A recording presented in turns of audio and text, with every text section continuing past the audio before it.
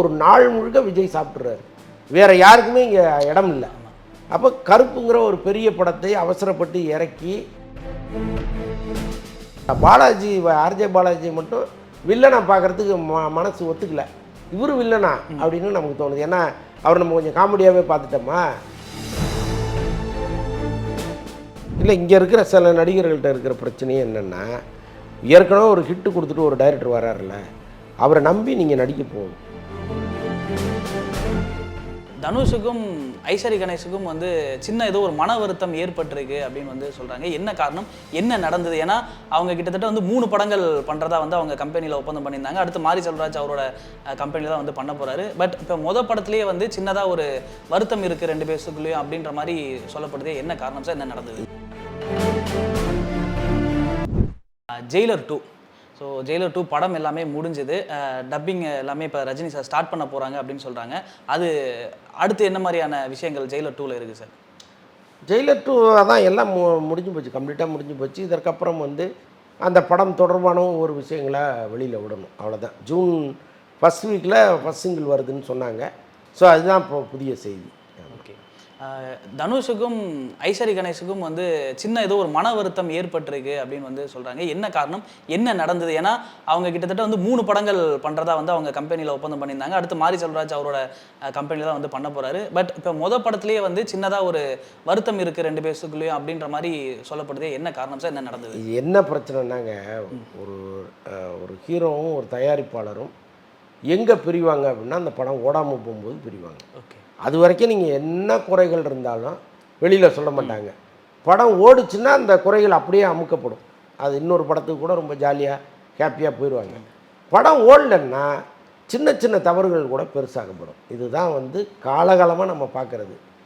படத்தை பொறுத்தளவுக்கு இது ஓடலை, ஒரு பெரிய அளவு செலவு பண்ணி ஒரு பெரிய அளவு லாஸும் ஆகிட்டார் ஐஸ்வரி கணேஷ். அப்போ அவர் வந்து அந்த படம் குறித்த சில தகவல்களை அங்கே சொல்கிறது தனுஷ் காதுக்கு வரும்பொழுது அவர் என்னடா நம்மளை பற்றி இவர் இப்படிலாம் விமர்சனம் பண்ணியிருக்காரு அப்படின்னு நினச்சிருக்கிறாரு. ஸோ அதனுடைய விளைவு தான் இந்த மனஸ்தாபம். பட் இது வந்து மாறுமா, தொடர்ந்து இன்னும் 2 படங்கள் பண்ணுவாரா அப்படிங்கிறதெல்லாம் தனுஷ் கையில் இருக்குது. ஏன்னா இப்போ ஐஸ்வரி கணேஷை பொறுத்தளவுக்கு ஒரே அடியாக போய் தனுஷ்கிட்ட சண்டையெல்லாம் போடல, எங்கேயோ அவரை பற்றி பேசியிருக்காரு, அது தப்பாக ஒன்றுக்கு பார்த்தா கொண்டு வந்து போட்டு கொடுத்துட்டாங்க. அவ்வளோதான். சினிமாவில் வந்து நீங்கள் முணுக்குன்னா கூட அதை வந்து கண்ணு காது மூக்கெல்லாம் வச்சு சொல்லிடுவாங்க. ஸோ அப்படி ஏதோ ஒன்று நடந்திருக்கு. பட் இவங்க தொடர்வாங்களா இல்லையாங்கிற டவுட்டு இன்னமும் இருக்குது. அதே மாதிரி தான் சார், இப்போ சிவகார்த்திகேயனுக்கும் தனுஷுக்கும் வந்து இடையே வந்து நிறைய போட்டிகள் இருந்துச்சு. கொஞ்ச நாள் அது காணாமல் போயிருந்தது. இப்போ இவங்க 2 பேருமே வந்து இவர் பண்ணுற டேரக்டரோட இவர் புக் பண்ணிடுறாரு, அவங்க டேரக்ட் பண்ணுறவங்க தனுஷ் அவர்களை வச்சு டேரக்ட் பண்ணுறவங்க வந்து சிவகார்த்திகேயன் புக் பண்ணிக்கிறாரு. மறுபடியும் பார்க்குறதுக்கு என்னன்னா, இவங்க இன்னும் அதை மறக்கலை, இவங்களுக்குள்ளேயே போட்டி மறுபடியும் கடுமையாக வலுவாகுது அப்படின்ற மாதிரி தான் தோணும். அதை நம்ம போட்டியாக எடுத்துக்க முடியாது. இப்போ ஒரு ஹீரோவுக்கு ஒருத்தர் கதை சொல்லிவிட்டு அந்த படம் மூவ் பண்ணுற நேரத்தில் அவர் இழுத்துட்டு வந்துட்டிங்கன்னா அது போட்டி. அவர் பண்ணிடுறாரு, பண்ணி ஹிட் பண்ண பிறகு அந்த டைரக்டரை இவர் கோத்துறாரு. ஸோ அதனால் அதை வந்து நம்ம போட்டின்னு சொல்ல முடியாது. அந்த டைரக்டர்களுக்கான அதிர்ஷ்டமும் என்ன சொல்லி. நேற்று கருப்பு படத்தினுடைய ட்ரெய்லர் ரிலீஸ் ஆயிருந்தது, பார்த்தீங்களா? எப்படி இருக்குது? ரொம்ப நல்லா இருந்துச்சு, எனக்கு ரொம்ப பிடிச்சிருந்தது. ரொம்ப அது வந்து ஒரு கமர்ஷியல் படத்துக்கான எல்லா விஷயமும் இந்த ட்ரெய்லரில் இருந்துச்சு, நல்லா இருந்துச்சு. பாலாஜி ஆர்ஜே பாலாஜி மட்டும் வில்லனா பார்க்குறதுக்கு மனசு ஒத்துக்கல. இவரு வில்லனா அப்படின்னு நமக்கு தோணுது. ஏன்னா அவர் நம்ம கொஞ்சம் காமெடியாகவே பார்த்துட்டோமா. அவர் வந்து இவர் என்ன பெருசாக வில்லத்தனம் பண்ண போகிறாருங்கிற மாதிரியே நமக்கு இருக்குது. ஒருவேளை படத்தில் இதை விட பயங்கரமாக ஏதாவது பண்ணுறாரான்னு நமக்கு தெரில. பட் அதை பார்க்கும்போது அப்படி தோணுச்சு, அவ்வளோதான். மற்றபடி ட்ரெய்லர் சூப்பராக இருக்குது. ட்ரெய்லர் எல்லாமே சூப்பராக இருந்துச்சு சார். பார்க்க ஆடியன்ஸ்லேருந்து எல்லாருக்குமே வந்து நல்லா பிடிச்சிருந்தது. ஆனால் அதில் என்ன ஒரு கேள்வி இருக்குது அப்படின்னா வந்துட்டு, ஆர்ஜே பாலாஜி வில்லன் அப்படின்றது வந்து ட்ரெய்லர் பார்க்கும்போது தெரியுது. ஆர்ஜே பாலாஜியை அடிக்கிறதுக்கு அப்படின்னா சூர்யாவே போதுமே, அவர் ஏன் கருப்பு சாமியாக வரணும்? அந்த அளவுக்கு பவர்ஃபுல் கேரக்டர் ஆர்ஜே பாலாஜிக்கு அப்படின்ற மாதிரியான இந்த ஒரு கேள்வி. அது வந்து உடம்பால் போடுற சண்டை இல்லை, அறிவால் போடுற சண்டை இல்லை. அப்போ அவர் வந்து அப்படி தான் வர முடியும். அதான் 2 லாயர்ஸ்குள்ளே நடக்கிற பிரச்சனை தானே அது. ஸோ அதனால் அவர் அப்படி வராது, அப்படி தான் பார்க்க. சூர்யா சார் அடுத்து என்ன மாதிரியான ப்ரொமோஷனுங்கள்லாம் பண்ண போகிறாங்க சார்? ஏன்னா கருப்பு படம் வந்து 14ஆம் தேதி ரிலீஸ் அப்படின்னு வந்து சொல்லிட்டாங்க. கிட்டத்தட்ட இன்னும் பார்த்தா சொற்ப நாட்களே வந்து இருக்குது அப்படின்னு சொல்லலாம். ஆனால் படத்துக்கான விளம்பரம் அப்படின்றது ரொம்ப கம்மியாக இருக்கும். தினந்தோறும் விஜயே கண்டென்ட் ஆகிருக்காருங்க, என்ன தான் பண்ண முடியும்? நீங்கள் விஜய் அந்த எரா வந்து அப்படி மெல்ல குறைஞ்சாதான் நீங்கள் இன்னொன்று இறக்க முடியும். ஆமாம், அவர் டெய்லி டைட்டாக வச்சுருக்கிறாரு. காலையில் வீட்டிலேருந்து கிளம்புனாருன்னா மறுபடியும் அவர் வீட்டுக்கு போகிற வரைக்கும் அதே மேட்ரு ஓடுது. வீட்டுக்கு போன பிறகு டிபேட் முழுக்க அதை ஒட்டி போகுது. இன்றைக்கி என்ன நடந்தது, அவர் ஏன் அங்கே போனார், இங்கே போனார், இது பண்ணார், அது பண்ணார். அப்போ ஒரு நாள் முழுக்க விஜய் சாப்பிட்றாரு, வேறு யாருக்குமே இங்கே இடம் இல்லை. அப்போ கருப்புங்கிற ஒரு பெரிய படத்தை அவசரப்பட்டு இறக்கி ஒன்றும் இல்லாமல் போயிடுச்சுன்னா என்ன பண்ணுறதுங்கிற பயமும் அவங்களுக்கு இருக்குது. அப்போ விளம்பரத்தை விட்றதா வேணாமா ஒரே குழப்பத்தில் இருக்காங்க. பட் இருந்தாலும் மே 14 வந்துரும்னு உறுதியாக சொல்லிட்டு இருக்காங்க. ஒன்றுமே புரியல. ஜனநாயகன் அந்த படம் வந்து அந்த படத்தினுடைய ப்ரொடியூசருமே வந்து கவர்னர் சந்திக்கும் போது இருந்தார், நேற்று பதவி இருக்கும் போதுமே வந்து இருந்தார். அவருமே இந்த டைட்டில் கார்டில் வந்துட்டு சிஎம் விஜய் அப்படின்னு போடலாம் அப்படின்ற மாதிரியான ஒரு விஷயமும் சொல்லியிருக்காரு. ஸோ அது நடக்குமா சார்? ஜனநாயகன் படம் ரிலீஸ் ஆகுமா சார்? கட்டாயமாக பண்ணி தானேங்க ஆகணும். கொஞ்சம் முன்ன ஆகும், அவ்வளோதான். இனிமே வந்து அந்த படம் எப்போ வந்தாலும் தயாரிப்பாளர் அவ்வளோதான் எல்லாம் செய்வார் அப்படிலாம் சொல்ல வேண்டாம். என்ன ரசிகர்கள் வந்து திரண்டு போய் இந்த படம் பார்க்குறதுக்கு தயாராக இருக்காங்க. ஒன்றும் இல்லை, இந்த டைட்டில் பார்க்குறதுக்கே அவ்வளோ ஆசையாக இருப்பாங்க. அப்போ அது வந்து அது தியேட்டருக்கெல்லாம் ஒரு மிகப்பெரிய வெற்றி படமாக மாறும்னு வச்சுங்களேன். ஆனால் அந்த படத்தின் மூலமாக ஏதாவது நஷ்டம்னா அதை விஜய் ஈடுகட்டுவார். இன்றைக்கி அவர் இருக்கிற இடம்ங்கிறது அப்படி இருக்குது. ஸோ அதனால் அந்த பயமும் அவருக்கு கிடையாது. எப்போ சென்சார் கொடுக்குறாங்களோ அப்போ பண்ண போகிறாங்க, அவ்வளோதான். அது அவரும் பெருசாக அவசரப்பட்டு ஒன்றும் நடக்க போகிறதில்ல. பட் எல்லாமே சட்டப்படி நடக்கட்டும், வெயிட் பண்ணுவோமேன்னு பண்ணுறாரு. மணிகண்டன், ஆக்டர் மணிகண்டன் அவர்களை பற்றி பேசணும். ஏன்னா குட் நைட்டு, குடும்பஸ்தன், லவ்வர் அப்படின்னு சொல்லிட்டு தொடர்ந்து படங்கள் பண்ணார். சூப்பர் டூப்பராக ஹிட்டு. இடையில எந்த படமுமே வரல. அவருடைய ஒரு படம் வந்து இன்ஃபேக்ட் ஓடிடியில் கூட இன்னும் விற்காமல் இருக்குது அப்படின்னு வந்து நம்ம இதில் சொல்லியிருந்தீங்க. ஸோ அவருக்கே இந்த நிலைமையா சார், அவருடைய படங்களுக்கே? இல்லை, ஓடிடி மொத்தமாக விழுந்துருச்சு. சூர்யா படத்துக்கே அந்த நிலைமைங்கும்போது இவருக்கெல்லாம் என்ன யோசிச்சு பாருங்க. அதெல்லாம் ஒன்றும் கிடையாது. பெரிய நடிகர்கள் ஆரம்பித்து கடைசி நடிகர்கள் வரைக்குமே ஓடிடி இன்றைக்கி ஒரு பெரிய ப்ராப்ளமாக மாறி இருக்கு. அதனால் மணிகண்டனும் அதில் சிக்கித்தான் ஆகணும், வேறு வழி இல்லை. மணிகண்டனை பொறுத்தளவுக்கு டக்குன்னு படங்கள் பண்ணிக்கிட்டு இருந்தார். இப்போ திடீர்னு அவருடைய படங்கள் எதுவுமே வராமல் இருக்கிறது அவருக்கு அது ஒரு பெரிய ட்ராபேக்காக இருக்குது. அதை ஒரு முதல்ல புரிஞ்சுக்கணும். ஏன்னா இப்போ மணிகண்டன் மாதிரி ஒரு நல்ல பெஸ்ட்டு ஸ்கிரிப்ட் ரைட்டரு, ஒரு டைரக்டரு என்ன பண்ணுவாங்கன்னா ஒரு திசையில் இருக்க மாட்டாங்க. ஒரு பக்கம் நடிச்சுட்டே ஏன் நம்ம நடிச்சுட்டே இருக்கோம், நம்ம வந்தது இதுக்காகவா, நம்ம டைரக்ட் பண்ணுவோமேனு அங்கே போவாங்க. அப்புறம் யாராவது நடிக்க கூப்பிட்டா இங்கே வந்துடுவாங்க. ஸோ இந்த குழப்பம் ஒன்று அவங்களுக்குள்ளே இருக்கும். பிரதீப் ரங்கநாதன் மாதிரி ஸ்ட்ராங்காக ஒரு முடிவு எடுக்கணும். நம்ம இப்போ டைரக்ஷன் கிடையாது, தூக்கி வாரமாவை நடிக்கிறோம், மக்கள் ஏற்றுக்கிட்டாங்களா, ஒரு 10-20 படம் நடிப்போம், நடுவில் ஒரு படம் டைரக்ட் பண்ணுவோம் அப்படின்னு முடிவு எடுத்துட்டா வேறு. அவருடைய தெளிவு இவர்கிட்ட இல்லையோன்னு பார்க்குறேன். துருவ நட்சத்திரம் கோர்ட்டு வந்து ஜூன் 15ஆம் தேதிக்குள்ளே ரிலீஸ் பண்ணிக்கங்க அப்படின்னு சொல்லிட்டாங்க சார். இன்னமும் அதில் வந்து சில பஞ்சாயத்துகள்லாம் இருக்குன்னு சொல்கிறாங்க.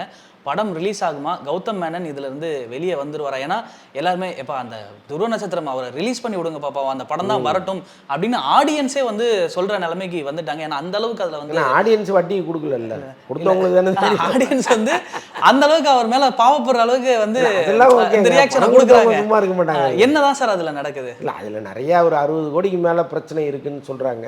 இப்போ இதெல்லாம் பிஸ்னஸ் பண்ணி தான் அந்த 60 கோடி அவர் அடைக்க வேண்டிய சூழ்நிலை இருக்குது. அப்போ இது எப்படி வரும்னு கடைசி வரைக்கும் தெரில. பல பேர் வந்து இது தொடர்பாக உள்ளே உட்காந்து பேசி திருப்பூர் சுப்பிரமணியம் மாதிரி பெரிய மனிதர்கள்லாம் இறங்கி அது ஏதோ ஒரு முடிவுக்கு கொண்டு வந்து தான் இந்த இடத்துல நிறுத்தியிருக்காங்க. இதற்கப்புறம் இது சம்மந்தப்பட்ட ஃபைனான்சியர்ஸ் கொஞ்சம் மனசு இறங்கி வந்தாங்க, ஏதோ ஒரு அக்ரிமெண்ட்டை எழுதி வாங்கிட்டு வந்தாங்கன்னா அது படம் ரிலீஸ் ஆகிடும். விக்ரம் ஒரு டேட்டு கொடுத்தாருன்னா ஒன்றும் பிரச்சனையே இல்லை. சம்பளத்தை விட்டு கொடுத்துட்டாரு, ஒரு குறிப்பிட்ட தொகை விட்டு கொடுத்துருக்காரு. அதோட நான் கௌதம் மேனனுக்கு ஒரு படம் பண்ணித்தரேன் அப்படின்னு ஒரு அக்ரிமெண்ட் போட்டு கொடுத்தாருன்னு வைங்களேன், இந்த படம் மலமல்னு ரிலீஸ் ஆகிடும். பட் அதை அவர் செய்யணும்ல. அவருக்கும் இவ்வளோ நாள் காத்திருந்தார், சம்பள பாக்கி இருந்துச்சு, இவ்வளோ பெரிய உழைப்பு. இதுக்கப்புறம் ஒரு டேட்டு கொடுத்து அவரு கடனாளியாக மாற மாட்டார்ல. அதெல்லாம் இருக்குது. ஆனால் சார் துருவ நட்சத்திரத்துக்கான அந்த ஃபேன்ஸ் செலிப்ரேஷன் அப்படின்றது வந்து டீசர் ட்ரெய்லர் ரிலீஸ் ஆனது அதுக்குன்னு ஒரு தனி செட் ஆஃப் ஆடியன்ஸ் வந்து வெயிட் பண்ணிட்டு இருக்காங்க. ஸோ அதுவுமே விக்ரமுக்கு தெரியும்ல. ஆமாம், ஸோ அதை நினச்சினாது அவர் ஏதாவது இந்த படத்துக்கு இப்போ ஒரு நடிகர் முழுக்க சம்பளத்தை விட்டு கொடுத்து இன்னொரு படத்துக்கான டேட்டை கொடுத்து அப்படி ரிலீஸ் பண்ணணும்னு எல்லாரும் நினைக்க மாட்டாங்க. சிவகார்த்திகேயன் மாதிரி யாரோ ஒருத்தர் 2 பேர் அது மாதிரி பண்ணுறாங்க. அவங்களே 1000 தலைவலிகளை அதனால் படுறாங்க. ஸோ அப்படி இருக்கும்போது விக்ரம் வந்து அப்படி பண்ணணும்னு நினைக்கிறது நமக்கு தப்பு. இன்னொன்று கௌதம் மேனன் அவர் செஞ்ச சில தவறுகளால் ஏற்பட்ட பிரச்சனை இது. அப்போ அதுக்கு எப்படி விக்ரம் பொறுப்பேற்றுக்க முடியும்? சார் நம்ம நடித்து கொடுத்தோம், வந்தால் வருது வராட்டி போகுதுங்கிற மனநிலையில் தான் அவர் இருப்பார், அவ்வளோதான். முழுக்க அவர் பொறுப்படுத்துக்கணும்னு சொல்ல முடியாதுல்ல. சார் இப்போ விக்ரம் அவர்களோட படங்கள் வந்து வரதும் கொஞ்சம் கம்மியாக தான் இருக்குது. ஐ மீன் இயர் பை இயர் வருது. இன்னொன்று வந்தாலுமே வந்து சரியான கதை கொஞ்சம் ஒரு சில லேக்லாம் வந்து இருக்குது. ஸோ விக்ரமோட ஆடியன்ஸ் மட்டும் இல்லை, பொதுவாக வந்து விக்ரம்கிட்ட வந்து ஒரு நல்ல படம் எதிர்பார்க்குறாங்க. இது அவருக்குமே வந்து கண்டிப்பாக தெரியுமா சார்? ஏன்னா நிறைய நல்ல நல்ல இயக்குனர்கள் இங்கே இருக்காங்க. ஆனால் அந்த வாய்ப்பெல்லாம் மிஸ் பண்ணிவிட்டு வேற ஒரு டேரக்டரோட இயக்கும்போது ஆடியன்ஸே சொல்கிறாங்களே சார், ஏன் இந்த காம்போ மிஸ் ஆகுது அப்படின்ற மாதிரி எதிர்பார்க்குறாங்க. இல்லை, இங்கே இருக்கிற சில நடிகர்கள்ட்ட இருக்கிற பிரச்சனையே என்னென்னா, ஏற்கனவே ஒரு ஹிட்டு கொடுத்துட்டு ஒரு டைரக்டர் வராருல்ல, அவரை நம்பி நீங்கள் நடிக்க போகணும். அதை விட்டுட்டு இதை மாற்று அதை மாற்றுன்னு உட்காந்து அந்த கதையவே வந்து நாசம் பண்ணி அதுக்கப்புறம் அந்த கதைக்குள்ளே போகும்போது அது ஒன்றும் இல்லாமல் போயிடுது. மீண்டும் ஒரு ஃபெயிலியர் படமாக மாறிடுது. அதை வந்து விக்ரமும் தொடர்ந்து அதை பண்ணுறாரு. எப்படியாவது கஷ்டப்பட்டு ஒரு தோல்வி படத்தில் நடிக்கணுங்கிறது தான் அவருடைய முழு மூச்சாக இருக்குது. நீங்கள் நல்லா பாருங்கள், ஒரு நல்ல கதையாக வரும். இப்படி பார்த்தீங்கன்னா தங்கலான்னு அப்படி வரும், அப்படி பார்க்குறதுக்கே அப்படி இருக்கும். அதுக்குள்ளே தலையிட்டு இதை மாற்ற அதை எதையாவது ஒன்று சொல்லி கடைசியில் வரும்போது வேறு மாதிரி வரும். அவருடைய ஒவ்வொரு படமும் அப்படி தான் வருது. ரொம்ப கஷ்டப்பட்டு ஒரு தோக்கிறதுக்காக மணக்கிறாரோங்கிற மாதிரிலாம் நமக்கு தோணுது. அதுதான் உண்மையானு நமக்கு தெரில. பட் அவர் தொடர்ந்து அவருடைய படங்கள் தோல்வி அடையும்போது நமக்கு அந்த எண்ணம் தான் வருது. ஸோ அதனால் ஒரு ஒரு ஒரு வெற்றி படத்தை கொடுத்துட்டு வர்ற இயக்குனர்கிட்ட பெரும் கெடுபிடி காட்டாமல் அவரை நம்பி போனால் அவர் தொடர் வெற்றிகளை கொடுக்கலாம். சார், ஆர்பி சௌத்ரி அவர்கள் வந்து இறந்தப்போ ரஜினி அவர்கள் வந்து வந்திருந்தாரு. அப்போ அந்த இடத்துல வந்துட்டு ஆர்பி சௌத்ரி அவர்கள் வந்து என்னை வந்து பார்த்துருந்தாரு. 100வது படம் நீங்கள் தான் வந்து பண்ணணும் அப்படின்னு கேட்டிருந்தாரு. நானுமே வந்து நம்ம பண்ணலாம் அப்படின்னு வந்து அந்த இடத்துல சொன்னது எல்லாருக்குமே என்ன இருந்துச்சு அப்படின்னா, இந்த மாதிரி இடத்துல வந்து ரஜினி இப்படி பேசுறது வந்து ரொம்ப நெகிழ்வான ஒரு விஷயமா இருக்குது அப்படின்னு பார்த்துருந்தாங்க.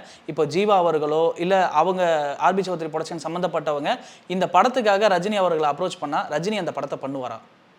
அதுக்கெல்லாம் பெரும்பாலும் வாய்ப்பு இல்லைங்க. ரஜினியை பொறுத்தளவுக்கு ஏற்கனவே வந்து தயாரிப்பாளர் ஜிவி இறக்கும் பொழுது மணிரத்னத்துடைய அண்ணன் தெரியும், அந்த இரங்கல் கூட்டத்துக்கு வந்து என்ன பண்ணார், எங்கிட்ட இவ்வளோ கடனில் இருப்பார்னு எனக்கு தெரியாது, எங்கிட்ட ஒரு வார்த்தை அவர் கேட்டிருந்தாருன்னா நான் டேட்டு கொடுத்துருப்பேனே, இந்த மாதிரி ஒரு நிலைமை வந்திருக்காது அப்படின்னொடனே அந்த நிகழ்ச்சியில் ஒரு டைரக்டர் இருந்தாங்க, வேலு பிரபாகரனுடைய மனைவி. அவங்க எந்திரிச்சு, சார் உங்கள் மனசாட்சியை தொட்டு சொல்லுங்கள், அவர் வந்து எத்தனை முறை உங்கள் வீட்டில் அலைஞ்சார், டேட்டு கேட்டு எத்தனை முறை உங்கள் வீட்டுக்கு வந்திருப்பார், கடைசியில் இப்படி வந்து சொல்கிறீங்க அப்படின்ட்டாங்க. அந்த பொது மேடையிலேயே ரஜினிக்கு ஒரு மாதிரி சங்கடமாகி போச்சு. எதுக்கு சொல்ல வர்றேன்னா, ஒரு இறந்த பிறகு இவங்க சொல்கிற பொய் இருக்குல்ல, ரஜினி இப்போ பொய் சொல்கிறாரா இல்லையான்னு எனக்கு தெரியாது, ஏற்கனவே ஒரு அனுபவம் இருக்குது, அதனால் சொல்கிறேன். ஒரு இரங்கல் கூட்டத்துக்கு வந்து இவங்க சொல்கிறது எல்லாத்தையுமே நம்ம உண்மைன்னு எடுத்துக்க முடியாது, அதுக்கு சொல்ல வரேன் சார். ஃபைனலாக ஒரே ஒரு கொஸ்டின் சார், வாடிவாசல் நடக்கிறதுக்கான வாய்ப்பு இருக்கா சார்? இப்போதைக்கு இல்லைங்க. முதல்ல தானு சாரை பொறுத்தளவுக்கு இந்த அரசனையும் ராஜன் வகைரையும் முடித்தா போதுங்கிற மாதிரி இருக்கார். அது ரெண்டுத்தையும் முடித்து கொடுத்து அந்த படம் பெரிய வெற்றி படங்களாக மாறிச்சுன்னா வாடிவாசலுக்கு வாய்ப்பு இருக்குது. ஒருவேளை வெற்றி படமாக இல்லை, அவர் நினைத்த வெற்றி அது அடையலைன்னா வெற்றிமாறன் வேறு ஏதாவது படங்களை பண்ணுவாரே தவிர வாடிவாசல் வருவதற்கு வாய்ப்பு இல்லை. நேரத்துக்கு நன்றி. நெக்ஸ்ட் எபிசோடில் சந்திப்போம் சார். நன்றி.